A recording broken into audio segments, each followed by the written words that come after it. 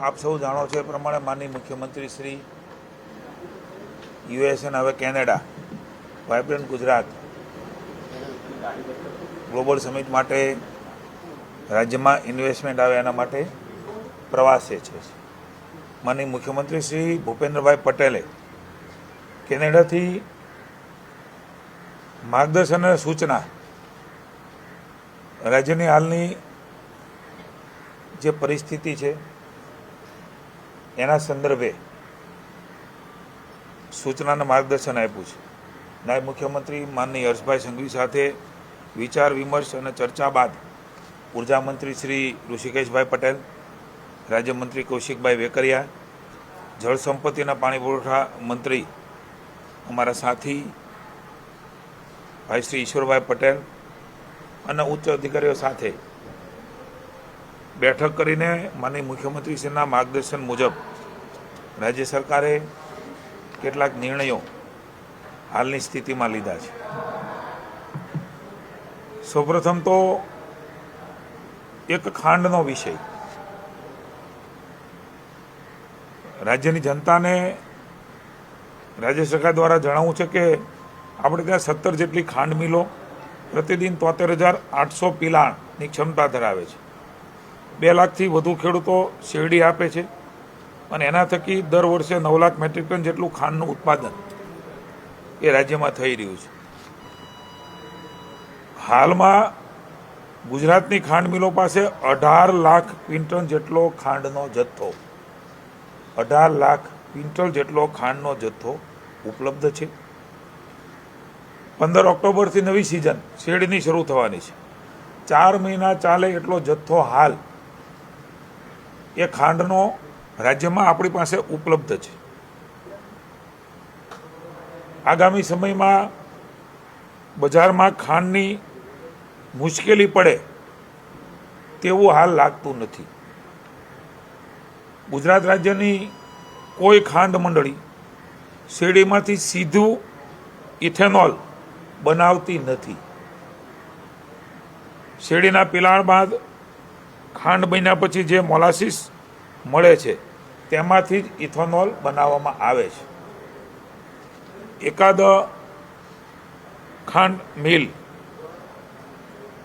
એમણે અડધા દિવસ પૂરતી એ પ્રયોગ કરેલો. એ સિવાય ક્યાંય પણ આ પ્રકારે એક ખાંડ મંડળી સહિત ક્યાંય રાજ્યમાં સીધો ઇથેનોલ બનાવવામાં આવતો નથી. એટલે આ એક જે વાત અને ચર્ચા છે એના માટે થઈને માની ફેડરેશનના ચેરમેન પણ આપણા રાજ્યમંત્રી પાણી પુરવઠા અને સિંચાઈના ઈશ્વરભાઈ છે, એની સાથે પણ બપોરે મિટિંગ થઈ.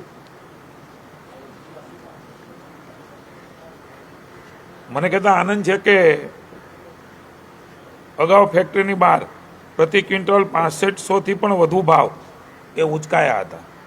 જે સરકારશ્રીના કેન્દ્ર સરકાર અને રાજ્ય સરકાર બંનેના પ્રયત્નોના પરિણામે કેન્દ્ર સરકારે પણ જે પ્રકારે છૂટ આપી છે, રાજ્ય સરકાર મુખ્યમંત્રીના માર્ગદર્શનમાં જે નિર્ણય લેવાના છે એમાં હાલ 6000થી પણ વધુ સુધી એ ભાવ ઘટી ગયા છે. માનીય ઈશ્વરભાઈ હમણાં વાત મને કરી એ પ્રમાણે હાલ લેવાલી પણ નથી. એનો અર્થ એ તો કે બજારમાં ખાંડ એ પૂરતા પ્રમાણમાં ઉપલબ્ધ છે. એટલે હાલ કોઈ ચિંતાનો વિષય એ રાજ્યમાં નથી.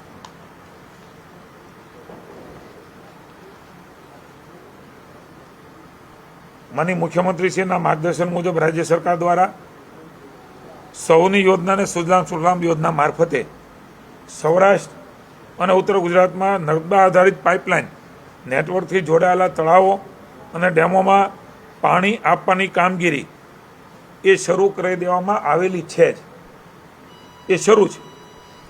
માનનીય મુખ્યમંત્રી શ્રી ભૂપેન્દ્રભાઈની સંવેદનશીલ સૂચના અને સ્પષ્ટ માર્ગદર્શન હેઠળ ઊભા પાક સુકાતા બચાવવા માટે અને ત્યાં પાણી સતત મળતું રહે એટલે હાલ આ પાણી ચાલુ રાખવાનો નિર્ણય એ રાજ્ય સરકારે લીધો છે. મહી કમાન્ડ વિસ્તારમાં નાગરિકોની સુવિધા માટે પીવાનું પાણી પરિયેજ અને કનેવાલ તળાવમાં નિયમિતપણે પહોંચાડવામાં આવી રહ્યું છે.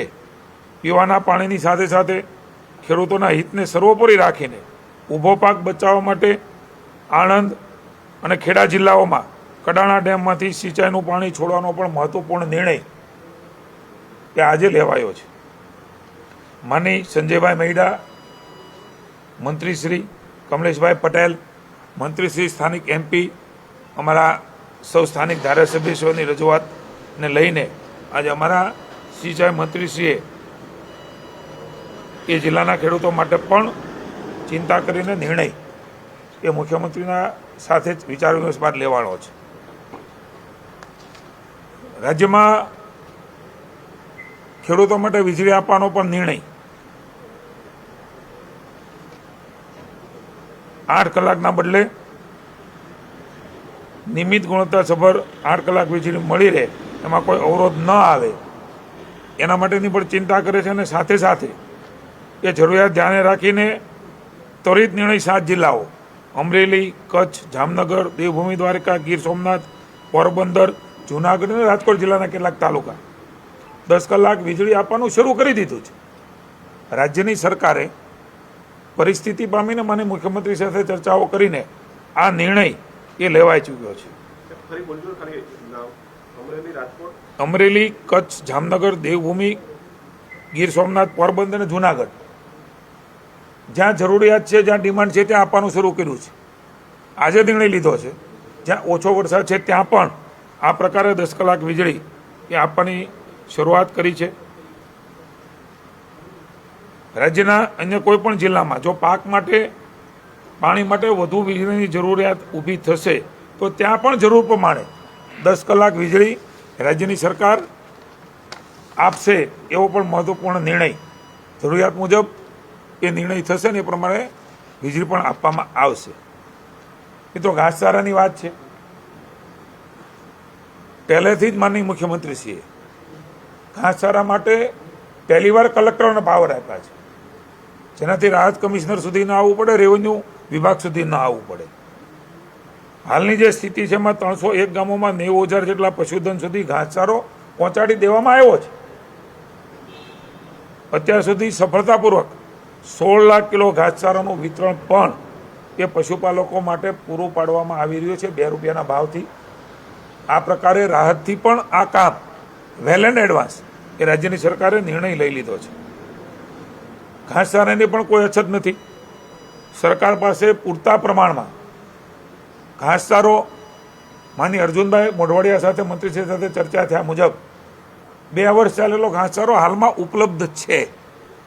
જરૂરિયાત મુજબ કલેક્ટરને નિર્ણય લેવાની સત્તાઓ એ પણ આપી દેવામાં આવી છે. આપણી પણ જે રિઝર્વ પણ ઘાસચારો છે એટલે કોઈ તકલીફ ઘાસચારામાં પણ પડશે નહીં. અને કલેક્ટરોને સ્થાનિક જરૂરિયાત મુજબ એ નિર્ણય લેવાની પણ અધિકૃત કરવામાં આવ્યા છે. એટલે પશુપાલકની પણ ચિંતા, પશુની પણ ચિંતા એ રાજ્યની સરકારે કરી છે. આ પ્રકારના મહત્ત્વના નિર્ણયો એ રાજ્ય સરકાર દ્વારા માનનીય મુખ્યમંત્રી શ્રી ભૂપેન્દ્રભાઈની સૂચના છે ને માનનીય નાયબ મુખ્યમંત્રી હર્ષભાઈ સંઘવી સાથે વિચાર વિમર્શ કર્યા બાદ અમારા મંત્રીશ્રીઓ મેં નામ દીધા એ પ્રમાણે સાથે બેસીને આ નિર્ણયો રાજ્યની સરકારે રાજ્યની જનતાના હિતમાં, ખેડૂતોના હિતમાં, એ પીવાનું પાણી હોય કે સિંચાઈનું હોય કે હાલ શરૂ રાખવાનો નિર્ણય એ રાજ્યની સરકારે લીધો. આ જે કેટલાક નિર્ણયો છે એ નિર્ણયો પણ આપ જે પ્રકારે જોશો તો એના ભાગમાં જ આ નિર્ણયો છે. હાલમાં વ્યાપક હિતમાં પગલાં રાજ્ય સરકાર લઈ રહી છે અને જ્યારે જેવી જરૂર જણાય ત્યાં આ નિર્ણયો રાજ્યની સરકાર લેતી રહી છે. મેં કહ્યું એમ જ્યારે જે પ્રકારે જેવું જરૂર જણાય ત્યાં રાજ્યની સરકારે હંમેશા નિર્ણયો લીધા છે, નિર્ણય લેતી રહી છે. આના એક ભાગમાં જ સિંચાઈનું, પીવાનું પાણી, ઘાસચારાની બાબતો, વીજળી, આ બધી જ બાબતો એમનો એક ભાગ જ છે. એટલે એ પ્રમાણે જ્યારે જેવી જરૂરત જણાય પડે ત્યારે વિભાગો સાથે ચર્ચાઓ કરીને, સમીક્ષાઓ કરીને એ નિર્ણયો રાજ્યના હિતમાં રાજ્યની સરકાર એ સંવેદનાથી લે છે. એનું પણ હું આપને વિશ્વાસનો ભરોસો આપું છું.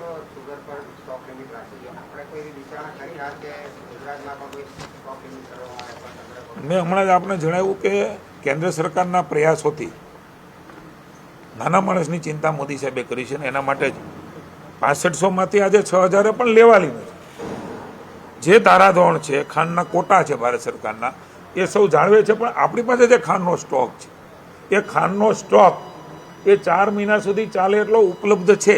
વળી 15 ઓક્ટોબરથી નવું પિલાણ થવાનું છે, એટલે કોઈ ચિંતાની જરૂરિયાત નથી. એટલે જ આજે એક લેવાલી, મને ઈશ્વરભાઈ મને વાત કરી એમ લેવાલી પણ નથી 6000. એનો અર્થ એ થયો છે, મેં આપને વાત કરી ઇથેનોલની, એ પણ આજે સ્પષ્ટ રાજ્યની સરકાર કરે છે કે આપણા રાજ્યની અંદર આ પ્રકારે ઉપયોગ નથી થતો. બાય પ્રોડક્ટ એ મોલાસીસ એ આપણને પ્રાપ્ત થાય છે. એટલે કોઈ પણ જાતની ખાંડની ચિંતા હાલમાં રાજ્ય સરકારમાં આપણે કરવાની આવશ્યકતા નથી. અને એના ભાવ પણ આપ જોઈ રહ્યા છો કે કેન્દ્ર સરકારે એની સ્થિતિ ઝડપથી લીધું ને રાજ્યની સરકારે પણ જે પ્રકારે વ્યવસ્થા કરે એના કારણે આજે આ બધું આપણા કાબૂમાં છે.